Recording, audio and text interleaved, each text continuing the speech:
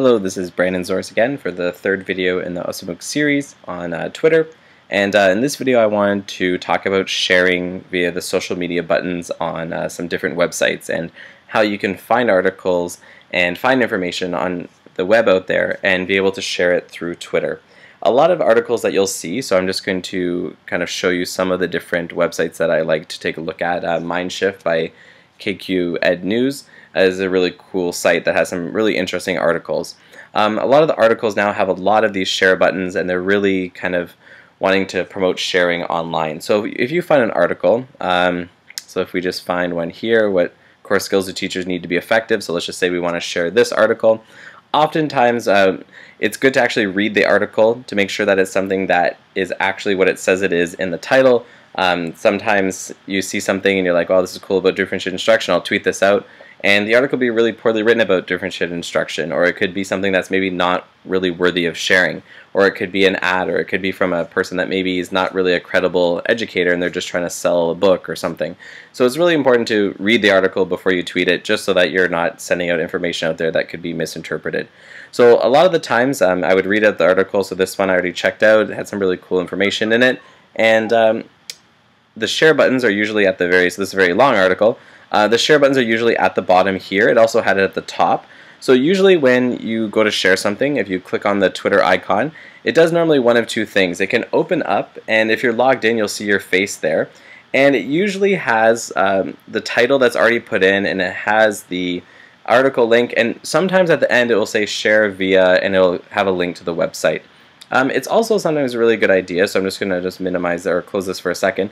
It's sometimes nice that if you know who the author is, and maybe the author has their Twitter in here, so if Emily here doesn't really have their Twitter information, but if we use another article I'll show you in a second, sometimes it's nice to actually include that person's name in there to show that it's their article. So if I did want to share this, here's the other share button, and it opens up to Twitter.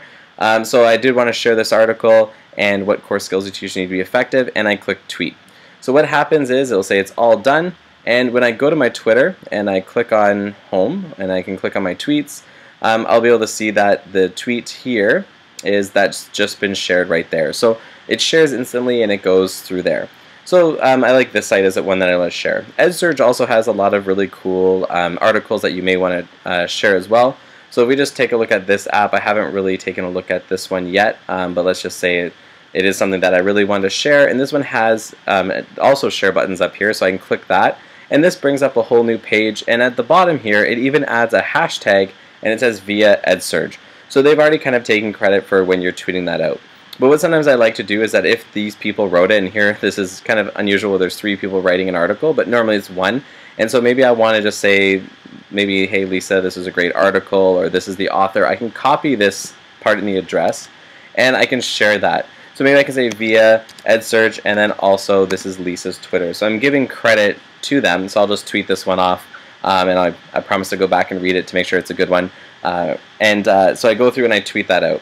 And that's a way just to kind of give credit to that person, and maybe when I tweet that out, other people would see it, and then they're going to then follow that person as well. So it's nice to give credit there.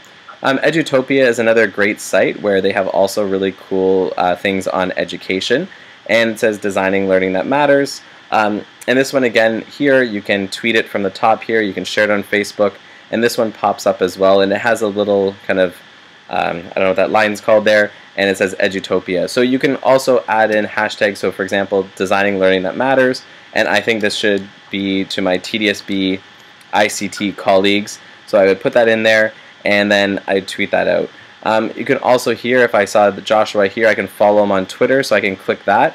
It's letting me know I'm leaving Edutopia, and maybe I want to add his name to that. So I can again copy at the top, and I can send that out. So I can send that kind of sharing out right there. So I can say this is his article, and I can say via, and I can add him in, so kind of crediting him for the article, and maybe I put a couple hashtags. So if I think this is good for the TDSB ICT people, I would put that. If I think it is part of the digital lead learners, so I can put DLL in the TDSB, then maybe that's something that they would do, so I could hit tweet on that. So it's a good way to share. So Edutopia always has some really great ones. The Toronto Star, different newspapers, the New York Times has an education section, and also the Huffington Post, and almost all of them have ways that of sharing those articles. So it's really neat to be able to share that. There's also EdTech Magazine. They have some really cool things with hands-on in education. So again, you can share those articles. So it's always great to share really neat articles. So here's the share button on this one. And they always kind of do things a little differently. But it's good to share things on Twitter, and then once you kind of have an idea of who your audience is that you're intending to tweet to kind of curate some articles that are relevant to them. So you can share articles in there. Try not to spam a ton of articles. If it's an article you wrote, it's nice to share it a few times, or you can pin it. But you shouldn't be every hour tweeting out your own article. That can get a little old. So it's always good to make sure you're sharing a depth of different people and maybe to different educator groups.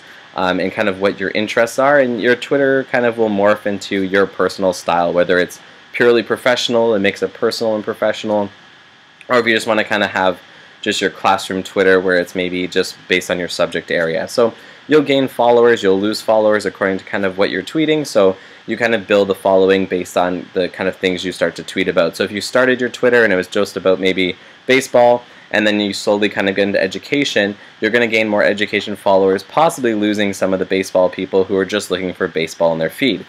For me personally, I try and keep it semi-professional, where it's mostly my tweets about education and things like that. But sometimes, you know, there could be something that's kind of interesting, or I tweet a picture out from it's my grandpa's birthday or something like that, or my dog. And I don't mind doing that as well as things that I would share openly with students in the classroom. I would show a picture of my dog or let them know I went to my grandpa's birthday on the weekend. So it's something that information that's not secret or private, I don't mind tweeting that out and sharing with everybody.